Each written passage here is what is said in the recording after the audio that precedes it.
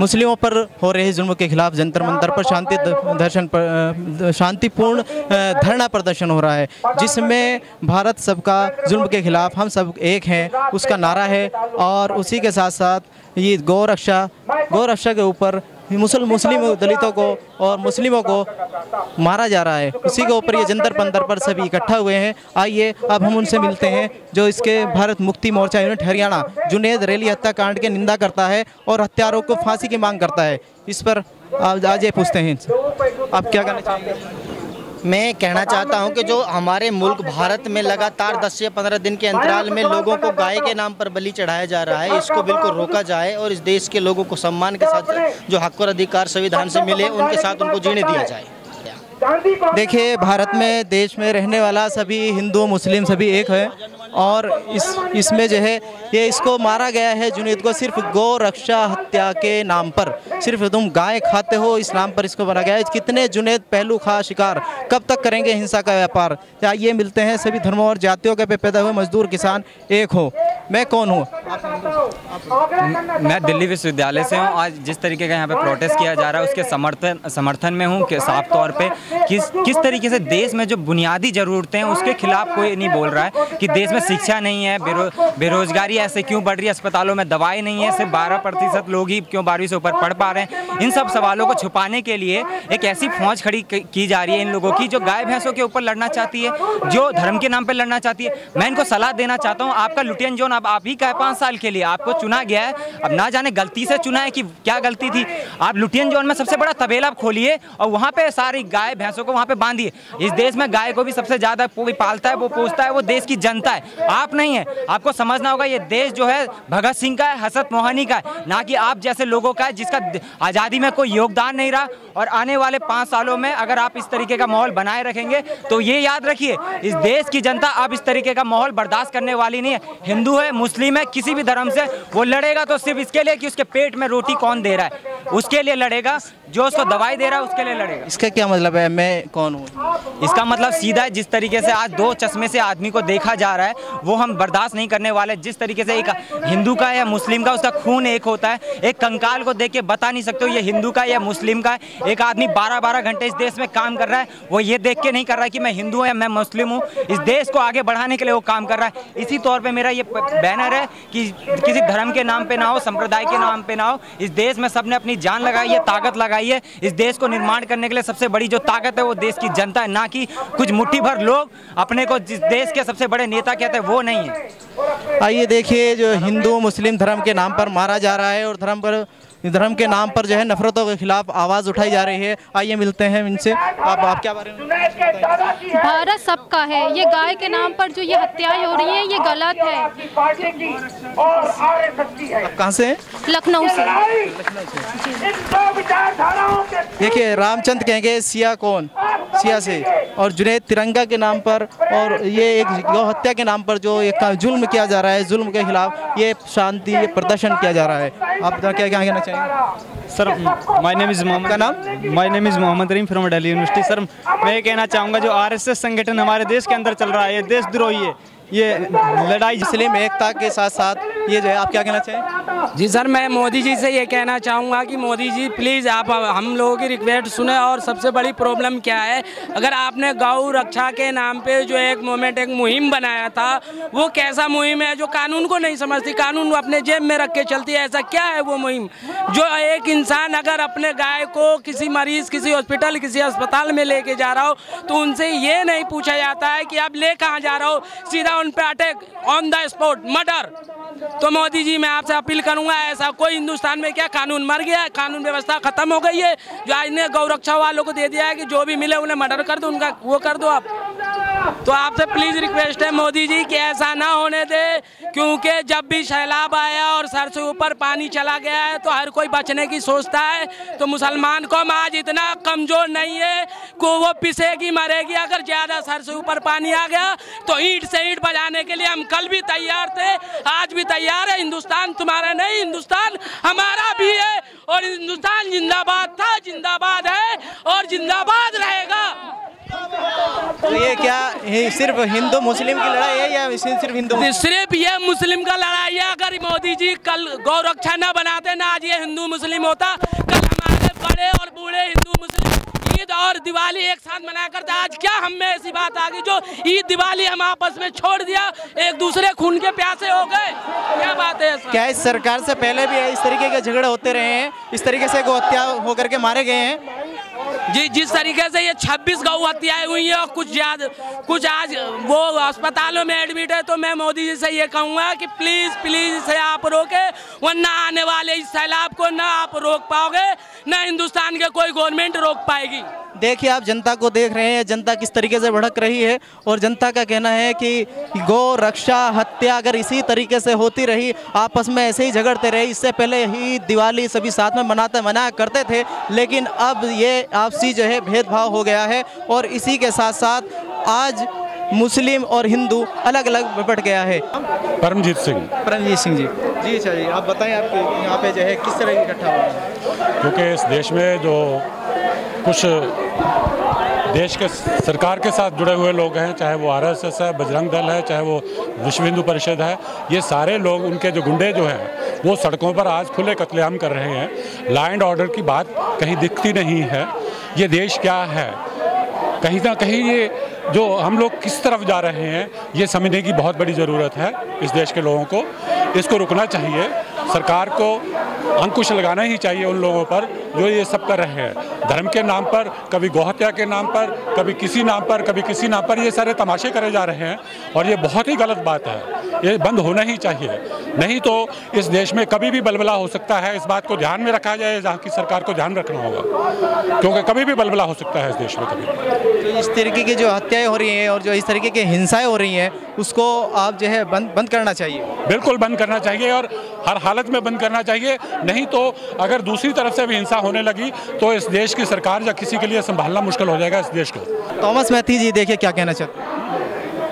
ये एक जगह में नहीं हो रहे, देश हर प्रदेश में हो रहा है और रुक नहीं रहा है। सरकार इसमें पूरी तरफ सरकार के ताकतें और इस तरह का आरएसएस वगैरह शक्ति इसमें शामिल है। ये जैसे साथी ने बताया, ये जल्दी से रोका गया नहीं तो बहुत खतरनाक स्थिति में देश जा रहा है। तो ये जो किया जा रहा है, ये आरएसएस का सारा फंडा है? आरएसएस का ये उनका राज तो है, फासीवाद, स्टेट फासिज्म, इसको स्टेट फासिज्म बोलता है। सत्ता से जुड़ गया फासीवाद, तो इस देश में कोई नया चीज़ नहीं है, ये सत्ता से जुड़ गया। अमेरिका का फासीवादी से भी ये मिल गया, ये और खतरनाक मामला है। ये पूरा दुनिया के खिलाफ वो लड़ाई जारी किया है। ये इंडिया के जनता के खिलाफ ये मिल के लड़ाई है, भारत के जनता के खिलाफ वाला लड़ाई है। ये बहुत खतरनाक है, ये खत्म हो जाएगा, कुछ दिन में खत्म हो जाएगा। आपका कहना है कि जैसे अमेरिका मिल गया है इससे, तो इसके परिणाम और भी गलत हो सकते हैं? नहीं, ये तो बहुत नया बात नहीं है। ये अमेरिका, इसराइल और इंडिया का सत्ता सारे दुनिया के खिलाफ जंग छड़ा हुआ है।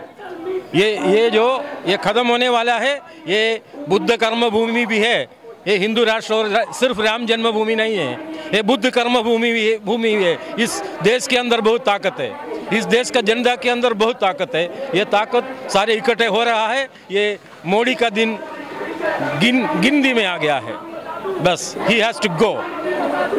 देखिए, मोदी जी का दिन गिनती में आ गया है। जनता का कहना है कि इस तरीके के अगर कारनामे होते रहे और अमेरिका के साथ हाथ मिलाया है, इसके अंजाम और भी बुरे हो सकते हैं। और यहाँ हिंदू मुस्लिम आपस में किस तरीके से प्रदर्शन कर रहे हैं, इकट्ठा हुए हैं और उनका अपनी राय क्या है, ये देखते हैं। आइए आगे चलते हैं और देखते हैं कि हिंदू मुस्लिम सिख ईसाई आपस में इस तरीके के प्रदर्शन कर रहे हैं और ये क्या कहना चाहते हैं। आइए अब आगे मिलते हैं। जो इस आपका नाम? तैयब जी, तैयब जी, आप यहाँ कैसे इकट्ठा हुए? यहाँ इसी जो आज का दौर चल रहा है कि मुसलमानों, दलित और इस तरीके से मारकाट का दौर, बदअमनी का दौर शुरू कर रखा है, जो कि हिंदुस्तान के लिए बहुत ख़तरनाक साबित होगा आगे चल के। उसी के एहतजाज में हम आए हैं।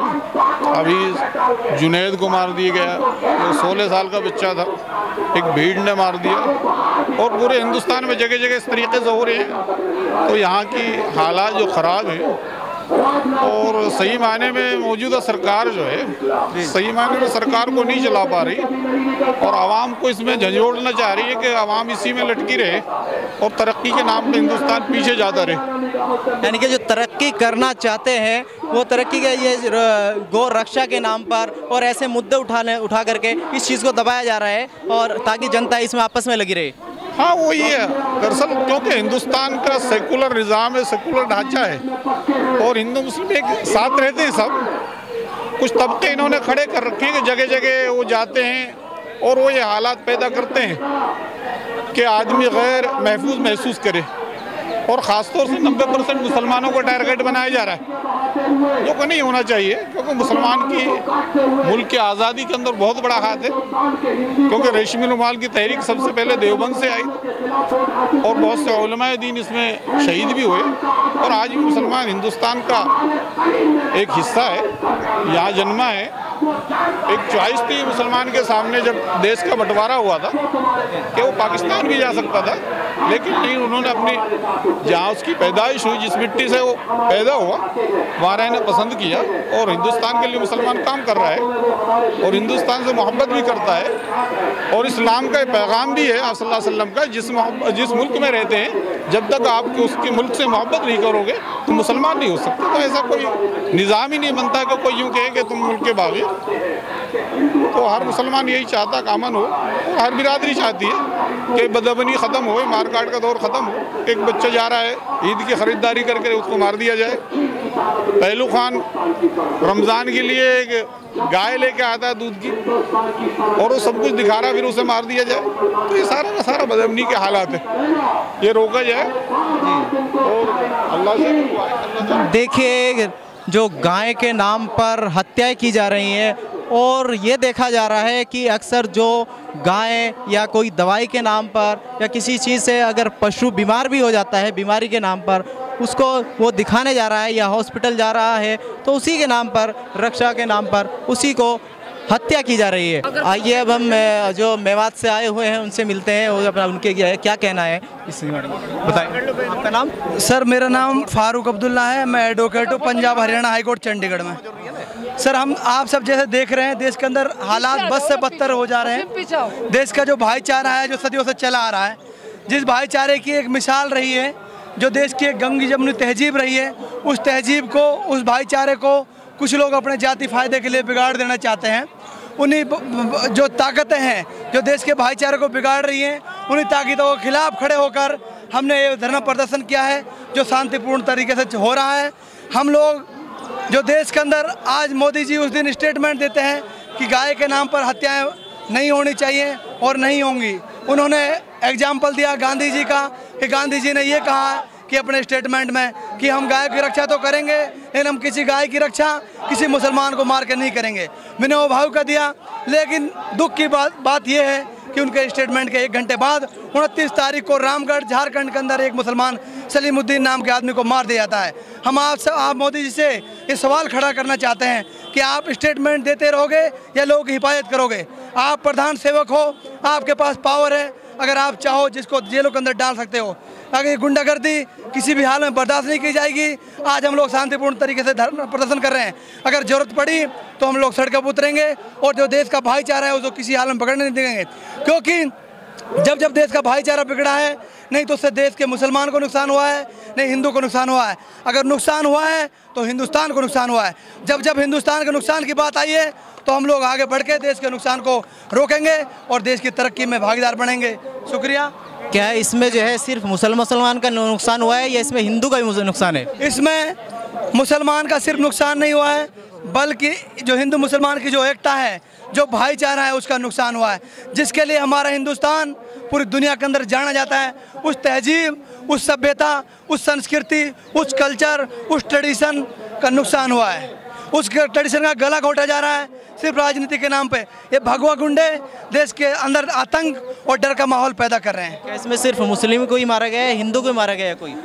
इसमें मुसलमानों को तो मारा ही जा रहा है। झारखंड के अंदर बच्चे चोरी के इल्ज़ाम में कुछ हिंदू भाइयों को भी मारा जा रहा है। झूठे इल्ज़ाम लगाते हैं, अफवाह फैलाते हैं हम मानते हैं जो जनमानस है उनकी भावनाओं को ठेस नहीं पहुंचना चाहिए। हम मानते हैं कि गाय में कुछ लोग की आस्था है, हमारे हिंदू भाइयों की, हम उनका सम्मान करते हैं, लेकिन किसी को अफवाह फैलाकर उनकी जन भावनाओं को भड़काकर बेदोष निर्दोष लोगों को मार दिया जाए, ये हम कतई बर्दाश्त नहीं करेंगे। आपके इस कम्युनिटी में जो है हिंदू कितना साथ दे रहे हैं? हमारे इस मुहिम में, इस प्रदर्शन में ज़्यादातर हिंदू, चाहे वो कोई भी जाति, किसी भी पंथ के मानने वाले हों, सब लोग हमारे साथ खड़े हैं।